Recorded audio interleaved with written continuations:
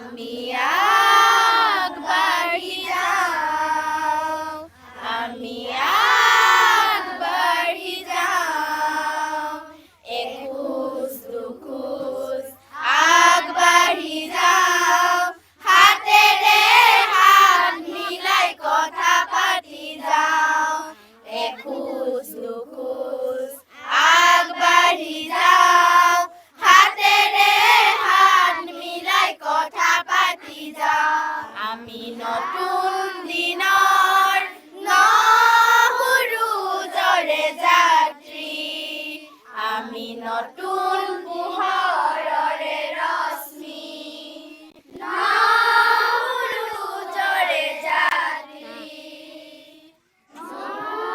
নহুৰাকেই জীৱন নকয়, সংগ্ৰাম জীৱনৰ আন এটি নাম, জীয়াই থকাকেই জীৱন নকয়, সংগ্ৰাম জীৱনৰ আন এটি নাম, জীৱন যদি হয় সংগ্ৰামী, পথে হ'ব আমাৰ মিতিৰালি, আমি আগবাঢ়ি যাওঁ, আমি আগবাঢ়ি যাওঁ, গিৰ হুৰ হুৰ বতাহ ধুমুহা, ঢেৰেকণি বিজুলি চকুৰ নমুনা, গিৰ হুৰ হুৰ বতাহ ধুমুহা, ঢেৰেকণি বিজুলি চকুৰ নমুনা, তথাপি নহয় দ্ৰুতগতি,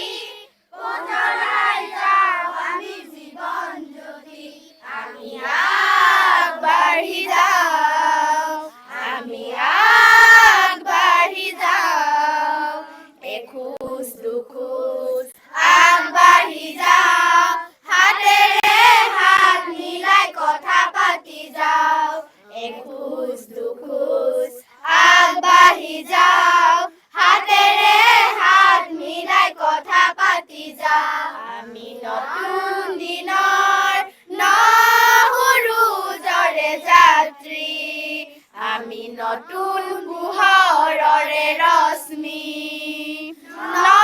নহুৰুজৰে যাত্ৰী, নহুৰুজৰে যাত্ৰী,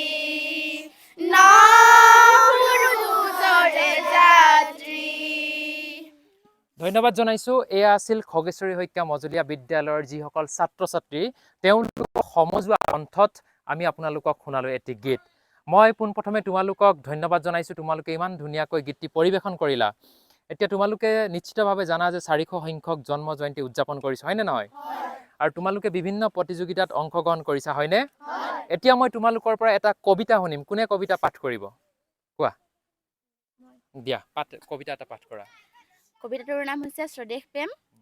ধৰেনে জনম কেৱে এই মৰতত, শিলাময় কৰি তাৰ হিয়া, এৱে মোৰ জন্মভূমি বুলি এবাৰো যি কোৱা নাইকিয়া, আনৰ দেশৰ পৰা উলটি আহোঁতে ফুৰি চাকি ঘৰ মূৰা হৈ, জ্বলা নাই হিয়া যাৰ স্বদেশ প্ৰেমেৰে, আছেনে কোনোবা এনে ঐ, আছে যদি এনে কোনো এনে কাচিত, চিনি থবা তাক ভালকৈ, তাৰ বাবে গায়কৰ উচ্ছ্বাস উঠলি নুঠে তাৰ গুণ গাবলৈ, থাকক থাকিলে তাৰ ডাঙৰ উপাধি, জগতত ফটা ফুটা নাম, থাকক থাকিলে তাৰ বিভূতি বৈভৱ, বাখনাই ঢুকি পোৱা মান, কিন্তু তেনে স্বাৰ্থপৰ দূৰক পলিয়া, নাপায় খ্যাতি জনমত, দুগুণ মৰণ ভোগী ধূলিৰ মানুহ, মিলি যাব ধূলিৰ লগত, তাৰ বাবে কেৱে নুটুকে চকুলো, কেৱে তাক নকৰে সন্মান, কবিয়ে কবিতা ৰচি নকৰে কেতিয়াও তাৰ গুণগান। কবি নৱকান্ত বৰুৱা। ধন্যবাদ।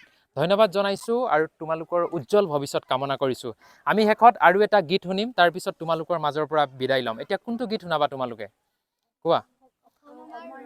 ঠিক আছে, আৰম্ভ কৰা তোমালোকে। অসম আমাৰ ৰূপহী আৰম্ভ কৰা।